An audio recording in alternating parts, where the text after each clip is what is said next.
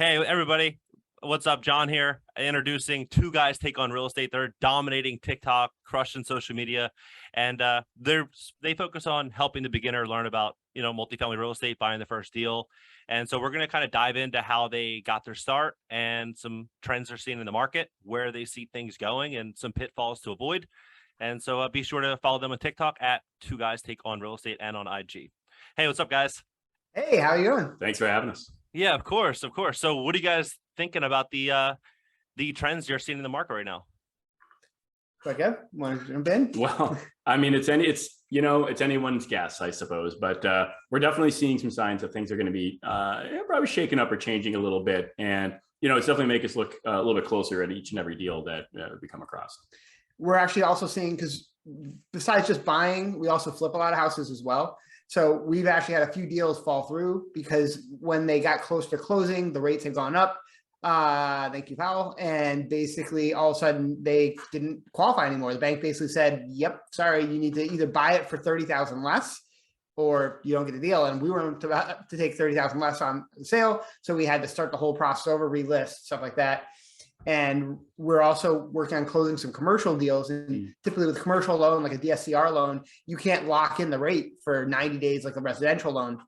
So therefore, we're having to forecast what might happen so we can properly project our cash flows for these deals that we're looking at. And they've been going up a little higher than I thought. So we're trying to keep adjusting, but it's definitely made us change how we look at a deal. Before we could, trust that, we're going to get a 4.5 or a 5. And now who knows, we might get a 6. And, in the next 9 days, maybe we're going to get 7. So that's interesting. Dude, you guys got started, 2008 when the market crashed? We did. Yeah, we just really got lucky and timed it, I guess, just accidentally. Interesting. So obviously back then you guys were looking at the risk a little bit different, and then the market kind of changed. Everyone was more comfortable. And now we're kind of entering that period in which more risk is potentially in front. Yes, I see a lot of risk, and we're definitely tightening our numbers when we're looking at deals. I mean, we're still buying stuff, but we're much more skeptical and mostly focused on cash flow and making sure there's plenty of room to, if a correction happens, if we have to take on, we can hold it. Right. If we can hold it, we can have, if we have to take a little negative because maybe we have a higher vacancy, that's kind of what we're anticipating, seeing down the market. Cool. So tell me a little bit about your first deal.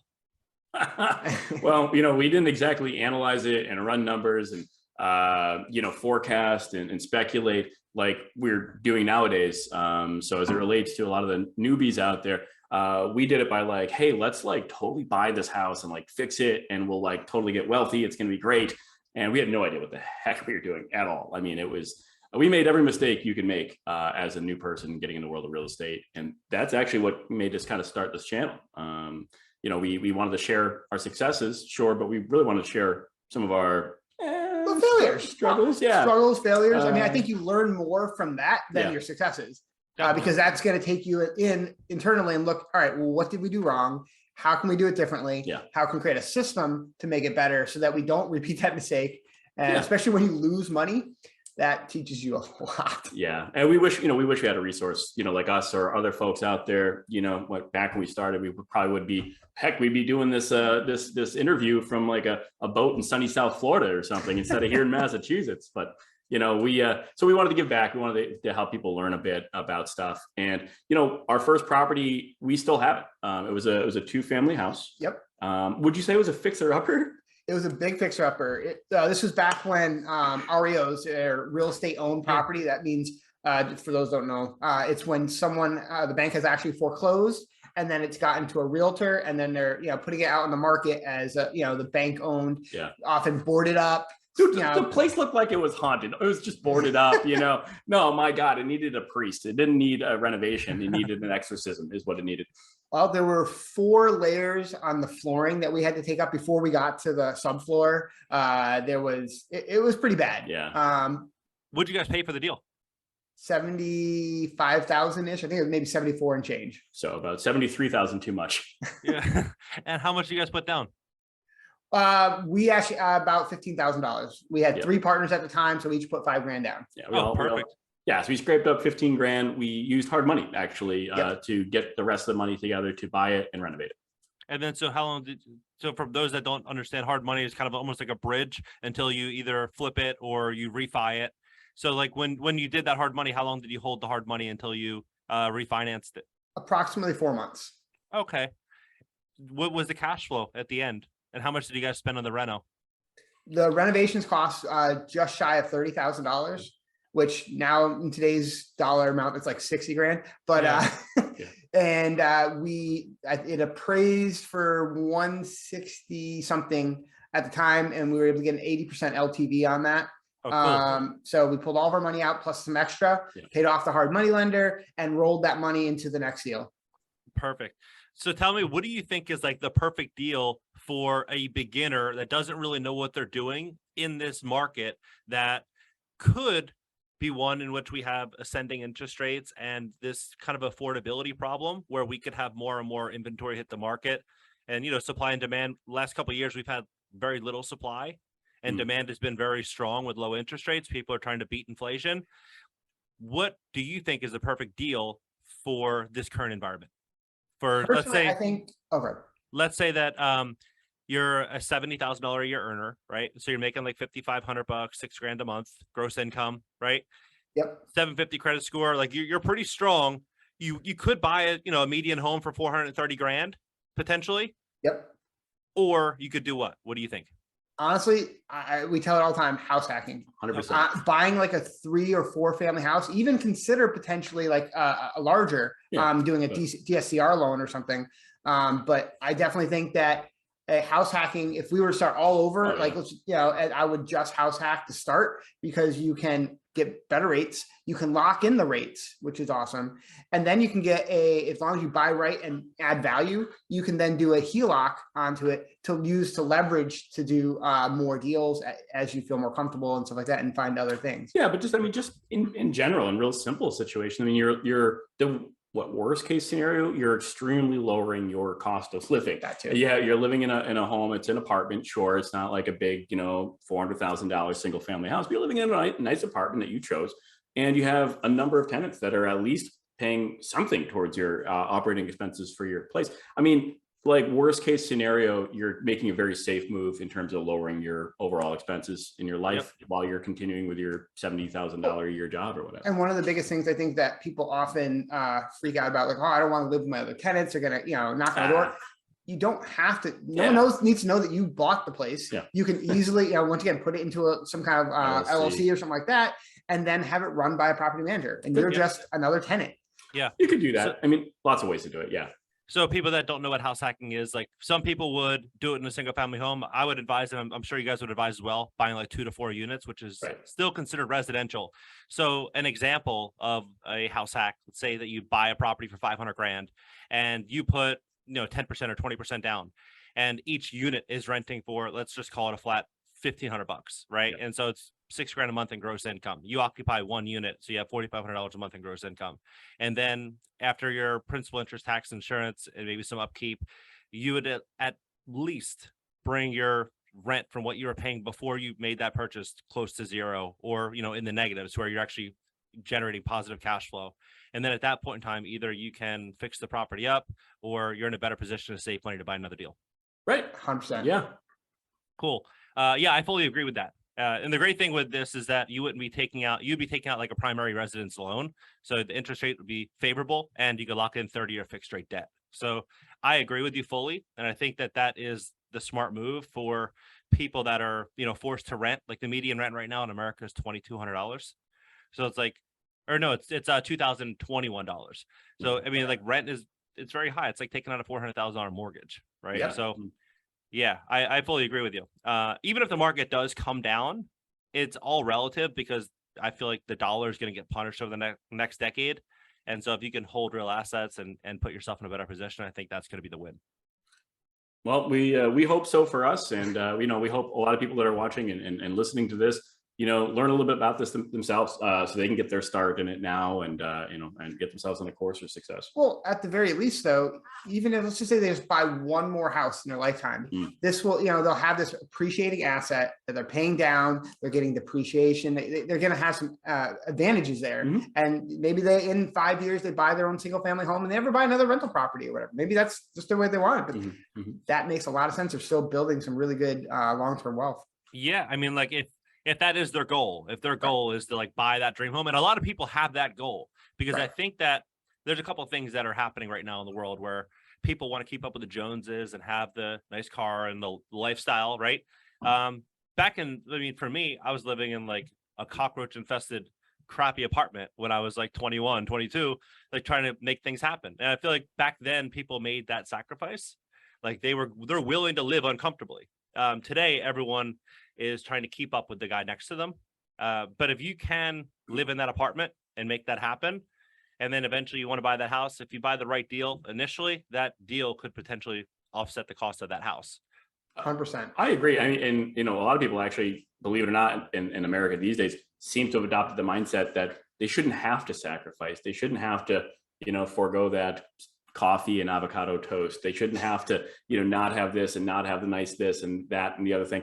And they should be able to treat themselves to all these different things, going out, meeting their friends for drinks, doing all these other things that, honestly, the successful people, for the most part, at least sacrificed or put off early on. Yep. Definitely. Gratification.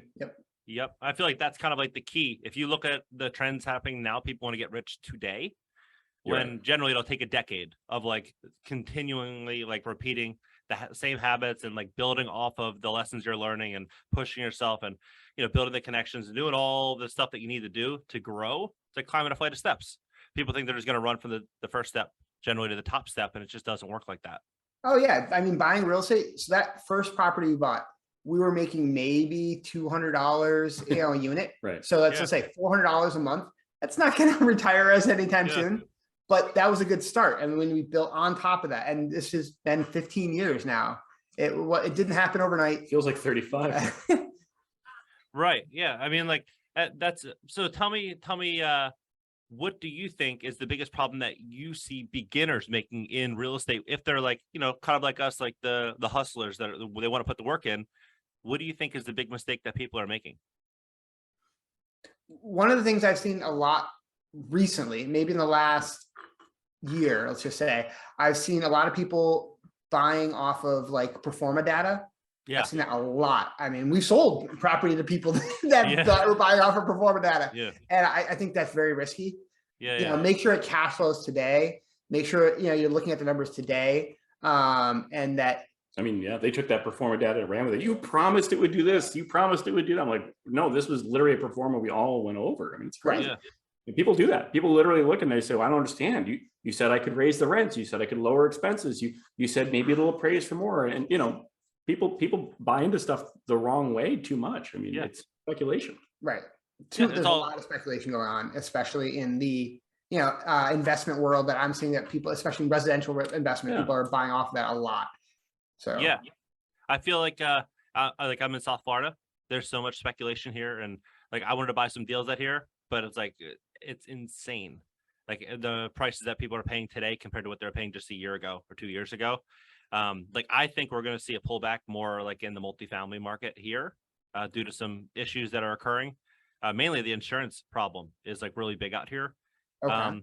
But like we were renting for the first 5 months, and then I came across like a killer deal. Lady ended up passing away, and I heard about the situation through somebody at a hotel, and then I stepped in and paid all cash for it, and we ended up getting like a killer deal. Nice. But it's like if you can't find like those exceptional deals in a market in which you don't have an advantage on, then it's going to be a little bit more challenging. Like if you have that edge, like where you guys have probably been there since 2008. You guys probably know that market better than anybody. Well, you also have to have some tolerance for some risk. I mean, we've had thousands of tenants, lots and lots of rental property, and even us, we were having some discussions about saying, this is ridiculous. People just are moving into our properties. They pay their first, last security. They get in the door, and then what do? They stop paying. They stop paying immediately. Especially in the last couple of years, especially with the a lot of that's going on with stimulus and RAF funds that they're basically getting their stuff paid for them. Can you explain to the viewers what that is? Oh, go ahead, Kev. Well, I mean, it's I love the idea that we have some kind of social support networks out there for people that fall on hard time. Life happens, right? Yep. I mean, things go wrong, and it's good to have some way to be like, wow, because of this unexpected event, there's some support, maybe some financial support. So in our world, if somebody falls behind on rent, the last resort a landlord has to resolve the issue is to say, you got to leave and start an eviction process, which, by the way, is a long process. So especially in states like Massachusetts, yeah. What is it now compared to what was it 2 years ago in terms of the eviction process? Because I'm sure there's a lot of backlog to the moratoriums and everything that was in place. It was bad 2 years ago. Now it's this whole other. It's almost doubled. Yeah, I mean, it's this whole ridiculous bureaucracy. I mean, even 2 years ago was 4 or 5 months from when somebody stopped paying for your services that they continued taking your services before you could see a judge to get them to ask the judge to stop. And then you got to convince him or her to do that. I couldn't imagine that happening at a restaurant or at a Best Buy or any other business out there where somebody just continues to take and take and take without being able to stop them. I think the police would be there. Yeah, at those places, absolutely, any other business, but not with this. So even before it was pretty rough, and now it's gotten out of hand. One of the things that they can do, and honestly, the landlord, if it's just that their customer's not paying, the landlord doesn't want to engage that process or complete that process. The landlord just wants to get that back on track and get their services paid for. So they want to stop at any point in that process. I mean, that's just how any business Correct, works. Right. So with these different types of fundings that are available, especially now more than ever, these programs were actually saying, listen, if you just simply claim you fell on some kind of financial hardship within this whole last 2 years of craziness that we've been dealing with, we'll take care of it for you. So the state and federal, taxes and monies all go to all sorts of people that just kind of raise their hand and says, oh, well, I could use some help. Yeah. And over the years, these programs have now tweaked themselves a little bit to the point where they are literally responding and saying, listen, we only will help people who haven't been paying. So, if you don't pay I understand you're saying you're going to want some help, but you don't have any rental balance. So I guess if you just don't pay for a while. So it's an incentive not to pay. Exactly. I mean, I'm trying to not say it. Get an eviction or start an eviction process. And we'll hand you back money. We'll hand you back money. Interesting, because Gavin Newsom in California made a promise last year that people that could not pay will get the rent paid. And as of now in Los Angeles County, there's 700,000 tenants behind on rent just in LA County. And very little has been done. I think he gave maybe 2% of all the funds that they promised. Wow. But a lot of the landlords are like bleeding out. I just read yesterday that he's entering LA County with $500 million in cash for Project Roomkey to buy up distressed properties. So it's like so I guess crazy. We're happy we're here then. Kind of. But it's crazy. Yeah, I feel like you guys are like very well positioned to educate a lot of people inside of in that market. Are you guys doing anything like partnering up with people or doing anything like that in Massachusetts? When you say partner up with people like other joint ventures with like any of your followers, are you guys like doing any of that kind of stuff? We haven't done anything with our actual followers on our TikTok. We have been partnering up with some other people that relationships we built up over the years, commercial real estate agents, other landlords, our lawyer, stuff like that. I mean, we've definitely found that, more people are getting interested in doing larger deals. Yeah. And we've been actually branching out into more commercial and industrial deals. So we've been kind of expanding, what we normally look at. Yeah, it's actually been really cool. Some people like on our YouTube or our TikTok have found us and bumped into us in real life. I go to Costco, I go to Six Flags, and somebody's like, "Oh, hey, can I get your picture?" And stuff like that. That's awesome, right? It's really neat. Yeah. You're like, because that's happened to me too, and it's like the coolest feeling because it's like it's one thing to be on the phone. But when it's like in real life, like the connection, it's almost like you guys have been friends for years because you guys are like on the same page. Yeah. No, it's crazy. It's been a lot of fun. One of them actually started working for us. We bumped into one of them, found us. He recognized we were at a foreclosure auction. We were live streaming it as we'd like to show everything about the world of real estate. And people really love to see how the auction works and stuff like that. Yep. And then somebody actually reached out. I was attending the auction, and he kind of reached out on our TikTok while I was live on TikTok. And know that's true. he's like, hey, I know that. I'm just down the road. I'm like, well, you want to come over? Come on down. Yeah. We showed up, kind of talking about the process. He helped actually film me while I was doing the whole TikTok live. And we talked a little bit more. And he actually worked for us for, quite a few months until he moved out west. That's awesome. Yeah, I mean, everyone should definitely go over there and follow Two Guys Take on Real Estate on TikTok and on IG. If you were doing this all over again with the information that you have right now, right, what questions would you be asking yourself? What are you thinking? No, I mean, I would you have changed? Well, I probably would have. I think we'd go back and tell ourselves, listen, it's a long road, but it's very rewarding, and it takes a lot of character, I think. That, and I would say grow slow, don't jump. We went bananas early on and started putting in like 100 offers out every week, and we grew very fast. And I would have slowed down a little bit. Yeah, growing pain after growing pain. But I definitely think, I like to say on my channel all the time, our channel all the time, learn before you leap. And I think it's great that there's so much content out there now. Your channel, our channel, lots of channels out there, great people out there sharing their real experiences. People are selling courses, people sell books, all this kind of stuff. And what's funny is it's almost like that's gotten to be this weird thing where people are like, oh my gosh, I can't believe you paid $20 for somebody's course or book or education or insight. And people are going to universities and spending 20 grand a semester for stuff.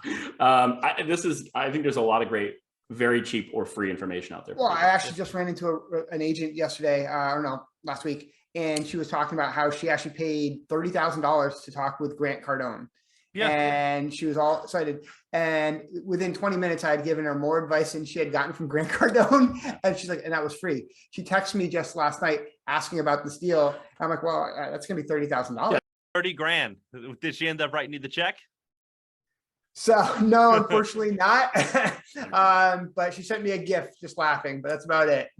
That's pretty cool though. Like the power of social media. I think that, at least for me, like my goal with the podcast is to really build out the relationships with a lot of other people that are like doing really cool things.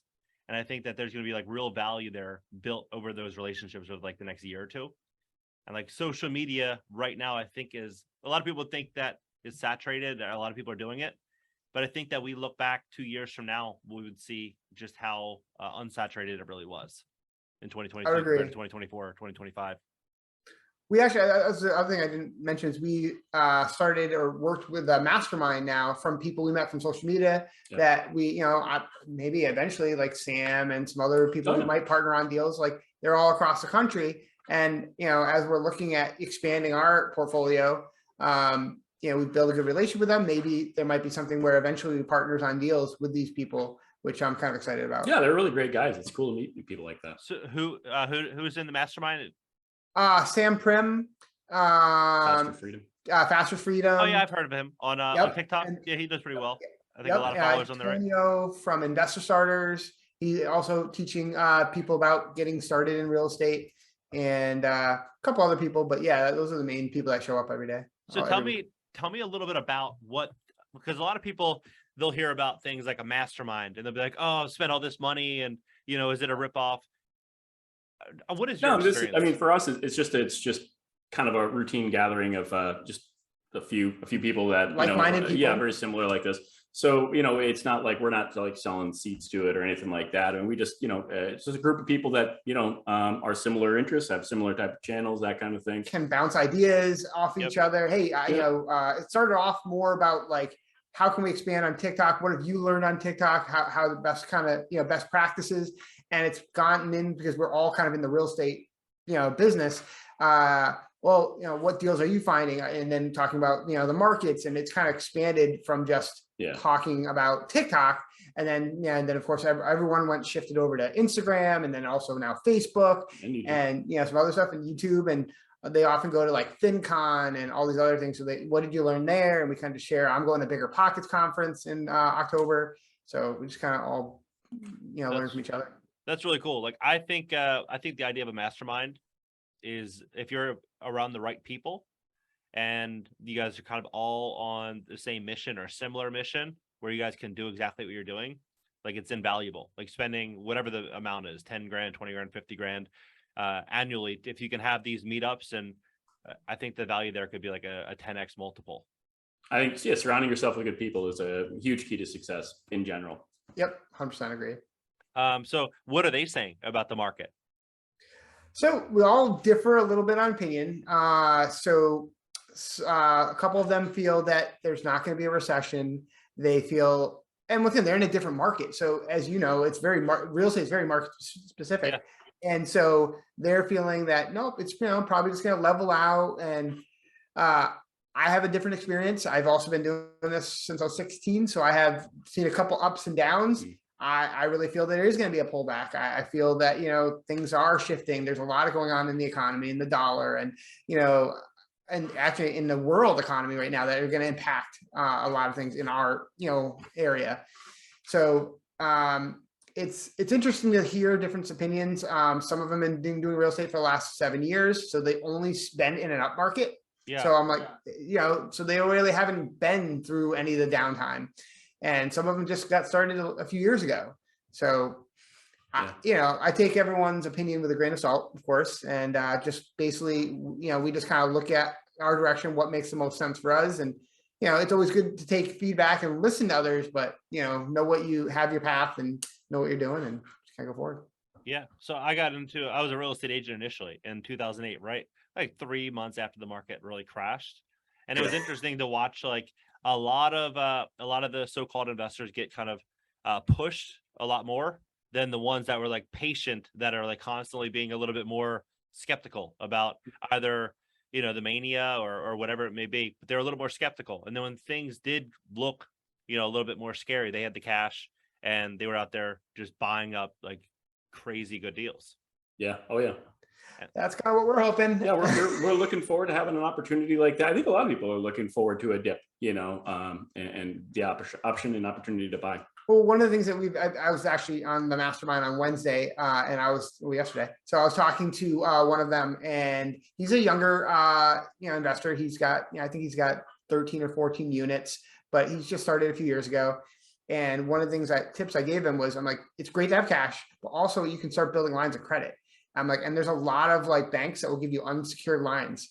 Just start talking to them and, kind of figure it, and having that, ammunition ready when the market does make a turn or something like that. And you having that, firepower, that capital that you can just go in, buy cash. Like you were saying, you bought something cash and that's why you got the great deal. I mean, you heard about it. Absolutely. And then you're able to act quickly with cash. I mean, that always gets you a better deal. I mean, I tell people on our lives all the time, it's like, be prepared. Like if you go to a store and you see something awesome that's on the clearance shelf, you don't go home, think about it, plan to buy it, save up for a while to go buy it, and then go, back 3 months later with the money ready to buy the thing. It's not there. It's long gone. It's gone that day.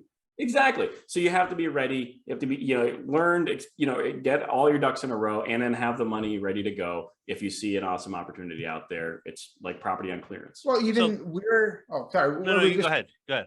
Okay. So we're looking to sell a couple of our portfolio assets. And so we have like a 16 unit building that we just put up on the market, and it's been a week. We've gotten 6 offers now. And all of them were, except for one, were contingent on financing. And most of them were 60 to 90 day out closing. It's normal. You got a lot of due diligence phase, stuff like that. One was a cash offer, closed by the end of this month. And it's about 200,000 less than some of the other offers.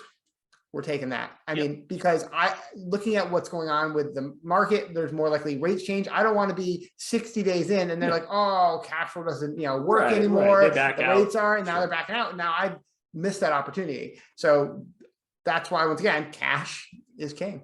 Yeah. Yeah, no, definitely. So in this upcoming, let's say we have a pullback, right? What are you guys going to be looking to buy? Are you guys going to be looking to buy a lot of like entry-level multifamily? Are you going to be looking to buy like value add commercial? Are you guys going to be looking to buy like industrial because you guys see like the e-com boom continuing? Is there like one market or one segment in which you're looking at more aggressively than others? Well, we're honestly, we're looking at all sorts of different things right now. We have stuff right now that we're looking to buy. We're looking at residential, commercial, and even industrial. Going forward, I think is if we're going to do residential, I think we're going to be trying to move up the ladder a little bit, so to speak, in residential. Yeah, focus more of in a class B area. That'd be nice. That'd be nice. So that's kind of where we're shifting, and we, kind of cut our teeth on basically C and D areas. Yeah, which you can generally see generous. higher margins, but it's a lot of work. Oh, it's a lot of work. Yeah. And he's not getting younger, so we need to kind of consider his age. I am still younger than Tom Brady, and I'm always going to be younger than Tom. And I'm still younger than you, and always will be younger than you. So, so like, but, I mean, because we're hearing about like Preti and Partners and a lot of these large, funds buying up a lot of like single family, and they're buying like duplexes and fourplexes. What's his name? David Rubenstein. You guys know who he is? Yep. CEO of Carlisle. He just bought $500 million worth of like really small multifamily throughout Brooklyn, right? And so I think it's like a very interesting change that we're seeing. We're seeing before they were just diving on the bigger deals. Then like 2008, 2010, like Home Partners of America and Invitation Homes started buying like more single family. But we're seeing like a lot more interest from the smaller deal. And so it's interesting to see you guys are like kind of on the same boat. I actually love the small deal. If you can, especially today, if you can throw technology in it and make it easier to manage, because you can just get fixed rate debt on these properties and there's less competition. At least there was. Well, I would agree, being able to manage, it's a little bit easier even to manage single family or multifamily homes, especially if they're class B, but it's more affordable now to self-manage your at least if you're starting off, again, 3 units to 9 units, you can self-manage that a lot more easily now than you could back in our day. And management software plays probably a really, really key role in that. That was one of the best first piece of advice we got from somebody who had like 1,000 units, very respected owner at the time when we had our first 2. And he told us, use good management software. Well, also back then though, so he was using Yardi. He was using expensive stuff. But back then, there wasn't much to use back then. Exactly. Appfolio wasn't it is today. And now there's like Stessa, there's so many also free options that people can use starting out. Yeah. Rent Ready is another one that we've talked about. So all these, can be really great to start off with. But back when we started, these didn't exist. Yeah. These platforms have popped up over the last 5-10 years. Inexpensive options weren't really a thing then. So of course, that's the first thing we did is we ignored the guy. And we said, we used Dropbox and spreadsheets and folders, and we did everything we could to, work around it for free. Where now, like I said, we talk about Rent Ready. Matt was saying all the time on our channel, those folks are great. They're all over TikTok and stuff too. And it's so inexpensive. It's foolish to not use it. Right. So let me ask you, let's say that you are that buyer, right? The house hacker buyer that I mentioned, or that we were talking about, 70K earner, good credit. And you had the goal of being like, the other person you mentioned that has 13 or 14 units, right?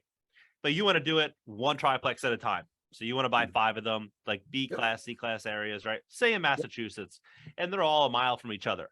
Would you self-manage it, or would you bring in some type of software and then use like a virtual assistant to help you? I would self-manage it with the software. I mean, it's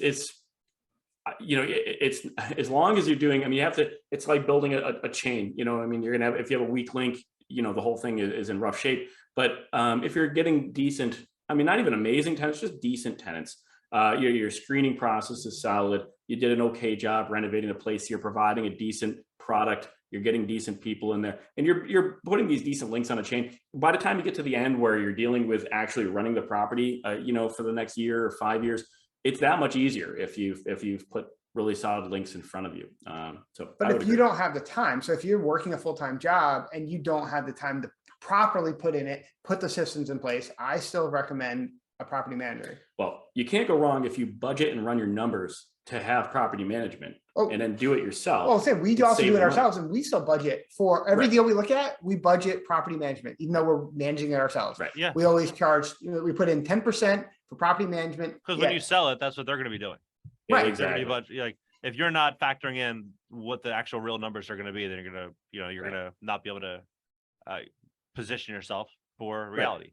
And dealing with management, dealing with tenants, as we say, tenants and toilets, right? Some people don't have the temperament for that. Don't don't want to do that and would gladly pay somebody else to deal with that for them. So if you budgeted for that, you have that available to you. So I would say, maybe take a crack at it again, learn before you leap into property management. The worst thing you can do is be that owner or landlord who thinks they know everything, who thinks, they can do it whatever way they want and however way they want, and is too aggressive. And then really it makes some costly mistakes themselves. Well, it's also about leveraging time. So if you have a job and you're starting to buy rental property and then you're trying to manage the rental property, how do you go find the next deal? Right. If you don't have the time to really hunt for a deal, maybe it makes more sense to hand off some of the stuff that can easily be delegated to someone who knows what they're doing, has the experience, especially like you said, in a place like Massachusetts where the laws are against you landlords. Yeah. So this, you need someone that knows what they're doing. I just met with a landlord just the other day, and he has a 3-family house. And he was asked for help. We were doing a roof for him. And guess what? I pulled a permit for a 3-family house. The building inspector called me. He's like, no. Yeah. He's like, dude, this is a 2-family house. It's not zoned for 3 families. That's an illegal 3rd unit. Right. So he's renting it out. And in Mass, that's a huge thing. That's triple, damages plus lawyer fees. It's a 93A case all day long. And that's even if the place is completely like 2 means of egress, a real kid, everything is like perfectly fine and really safe. They just never did the paperwork that allowed it in that area. Yeah. So like in LA, you would generally, like if someone was spending $2,000 a month and they found that out after having occupied for 2 years, you'd have to write them the check for the whole $2,000 a month for the 2 years, plus attorney's fees, like $300 to $400 an hour. Yeah, you're getting destroyed. Court fees, like it's gonna cost you $80,000. Yeah, it's going to end your career. Well, that's what I told him. I'm like, so I'm not a lawyer, but I'm like, you need to talk to a lawyer because you need to quietly get these people out, or you're looking at possibly tens of thousands of dollars that you're going to have to pay them. Work it out with them. Work it out. Exactly. Negotiate the deal. Otherwise, they have more than enough to really take advantage of the situation. I mean, it's all legally, it's their rights to do it, but like they can really put the screws to you if they chose to. But once again, this is an older gentleman that was running it himself. Yeah, it was never a problem. He did. Well, he didn't know what, he didn't know differently. Yeah. And this potentially, and I hope for the best for the guy, but this could potentially bite him. And now that I pulled a permit, it's on the radar of the city. Yeah. Sure. All the city. I don't know what's going to happen. They could condemn the unit right on the spot. Yep. It's crazy. And like, it's interesting to watch how much real estate has changed and how fearful landlords can be by putting themselves in a situation like that. Like everything can just change quickly. And you wonder why rents keep going up, right? Our costs, owners' costs go up through the roof. I mean, fuel itself, gas, fuel in general. Having landscaping done costs way more now than it used to be. Labor costs went up, fuel costs went up. Owner's costs go up, the tenant's costs go up. If the owner's risk goes up because you can't even require them to pay you. Like if I have a business and I'm going to run a business and they're going to force me to continue to keep my business going without the ability to collect payment, and I don't have the option to stop or ask for payment, then I'm gonna probably think that's pretty risky. And for that, you have to have a higher reward, which means a higher rental price. Well, the other thing that I'm seeing that a lot of people don't realize that we're seeing more and more is taxes going up. So with all this appreciation, do you think the city wants to get a piece of that? They're going to reappraise your property. And generally what I've seen, they'll reassess your value, and all of a sudden your taxes have gone up, and I've seen 50% easily. Yeah. And so that's a fixed cost. And typically a city doesn't want to collect less taxes. So what they'll do is they'll eventually, as maybe the prices go down, they'll increase the mill rate. So now they're still collecting the same amount, but your property is worth less. So what happened in 2007? Because I know, but for the viewers that don't know, because they went through a very similar situation when the market crashed. Their property taxes were skyrocketing, and then it took a very long time to get reassessed. And it was almost like insult to injury for a lot of these property owners. Oh yeah. So, there was definitely, obviously values dropped drastically. Let's just take Springfield, for instance. There were boarded up properties. Streets were boarded up. It was bad. And so property values decreased. The cities were actually having a hard time collecting first off from the banks, and the owners, that created a whole bit of issue. Everybody walked away from the properties. Right. And then the city, what happened was usually it was a 2-year lag before they reassessed property values. And so there was high property taxes, and they just started actually foreclosing on the tax lien, which is considered a super priority lien. So that basically wiped out the banks. And so they were actually a lot more tax auctions. And then they were actually making bank on this stuff. Oh yeah. They were bringing, I think one of them, what did they make like $4 million in one tax auction? Wow, that's a lot. And property that they were selling. I mean, it was crazy. Yeah. So that was going on. And we actually contested, because you're allowed, I think it's the first 30 days of the year, the calendar year, to be able to contest your assessed value. So we did that for quite a few properties. Wow, we got in trouble. They did not like that we were contesting it. They, started misallocating our payments somehow. And when we confronted them about it, they said, talk noogies, whatever. And so it got bad. Sorry, I'm a father now. What can I say?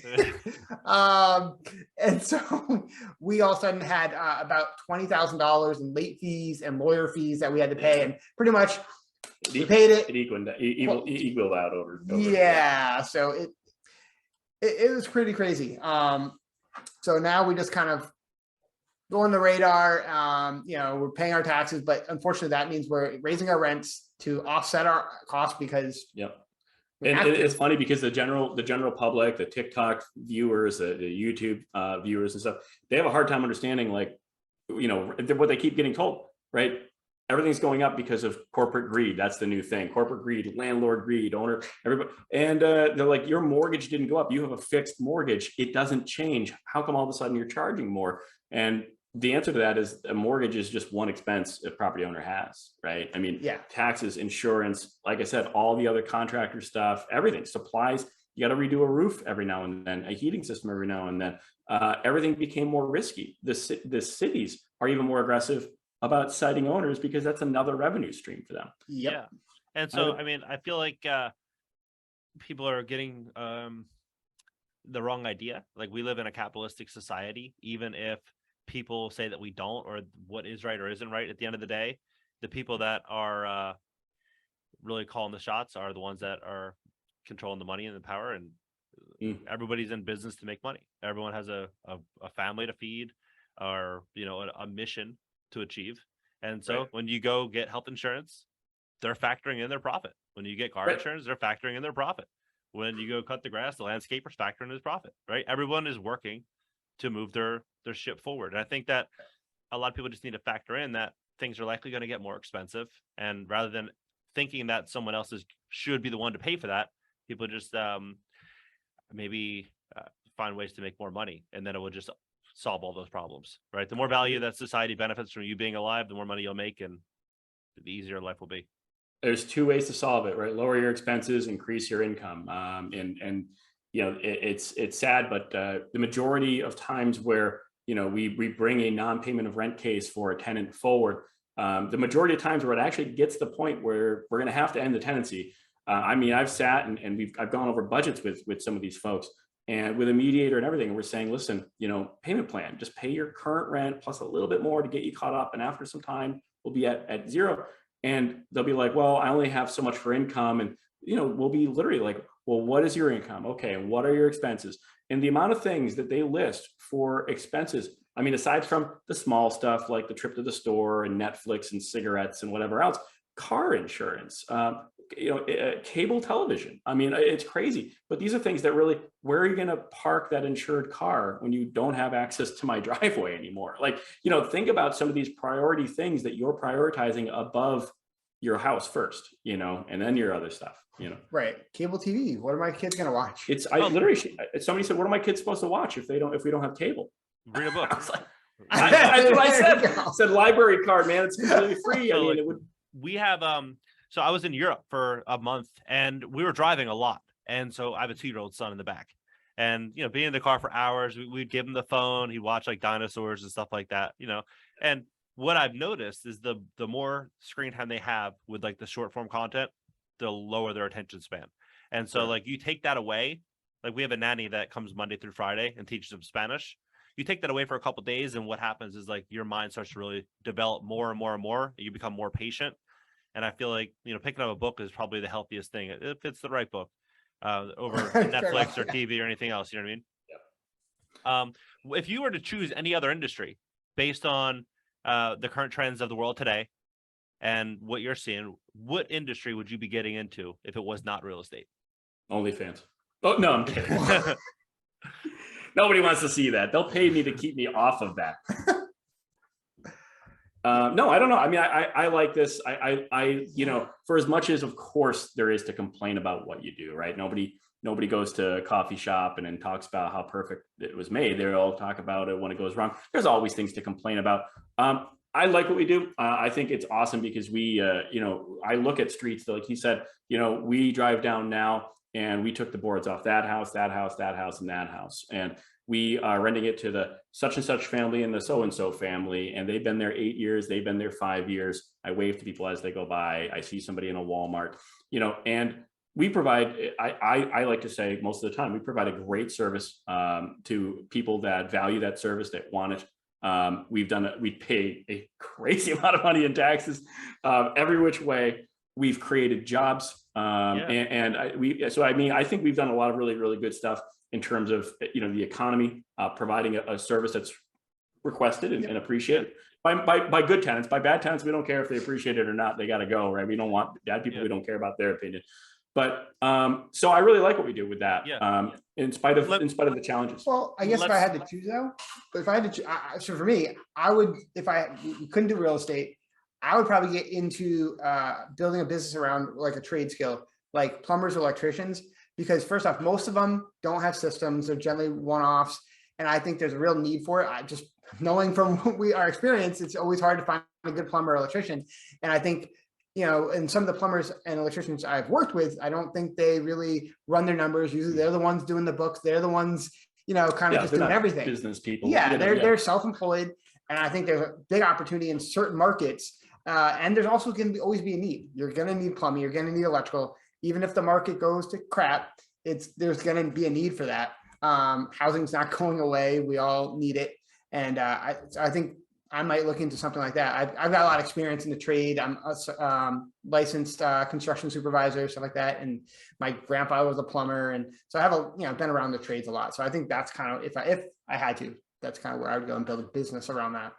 That's cool. Yeah. So I think I'm like very much in agreement with you. Like, I think that some people may disagree, but I think that real estate professionals, people that are doing rehabs or value add properties or fix and flips, are probably creating the most value inside of a community than any other business. And the reason being that, and people that are maybe on the other side that think that, you know, rents are too high, the reason for that is that as rents rise, for the people that don't know, so do generally the property values of these multifamily and commercial properties.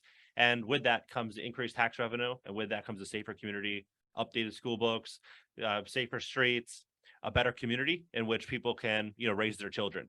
And so, like, when you see that guy out there fixing and flipping houses and doing everything, the narrative might be that he's the enemy, but in reality, like, that guy is going to ensure that everyone else's kids are safer at night. So, like, I'm really pro real estate.